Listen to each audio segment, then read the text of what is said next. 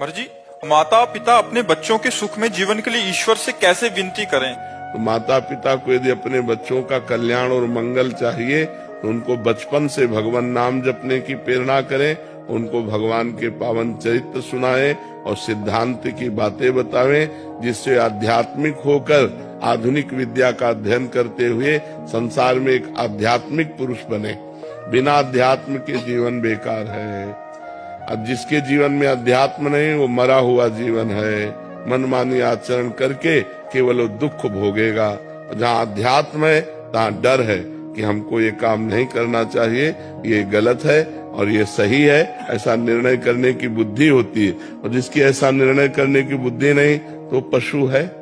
जिन हरि भगति हृदय नहीं आनी, जीवित सौ समान ते प्राणी। तो अपने बच्चों को बैठाल करके रामायण सुनाओ, भगवत गीता सुनाओ, भागवत सुनाओ, अच्छी बातें सुनाओ, नाम जपने की प्रेरणा करो, पूरे परिवार के बड़े जनों के पैर छूने की आज्ञा करो, गलत आचरणों का परिचय बताओ कि ऐसे ऐसे गलत आचरण होते हैं, इधर नहीं जाना चाहिए, ऐसे गंदे बच्चे होते हैं जो ऐसे गलत आचरण की शिक्षा देते हैं, उनसे दूर रहना चाहिए। तब उन बच्चों का जीवन। तो अध्यात्म की शिक्षा माता पिता को अपने बालकों को देनी चाहिए।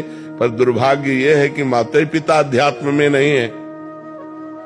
माता पिता को ही ज्ञान नहीं कि अध्यात्म क्या है, तो बच्चों को क्या अध्यात्म की शिक्षा देंगे?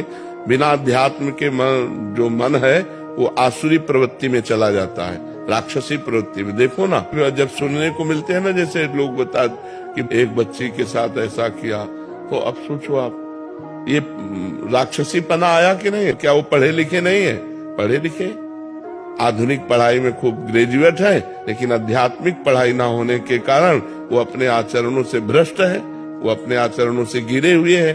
तो हमें लगता है बच्चों की उन्नति के लिए बाल्यावस्था से आध्यात्मिक भी उनको ज्ञान कराना चाहिए, जिससे उनका चरित्र पवित्र हो, जिनसे उनके आचरण अच्छे हों, जिनसे उनका बोलना व्यवहार बर्ताव अच्छा हो। आजकल बच्चे अपने माता पिता से ऐसे बात करते हैं जैसे नहीं करना चाहिए, असभ्य बातें करते हैं। तो ये पढ़ाई लिखाई का है?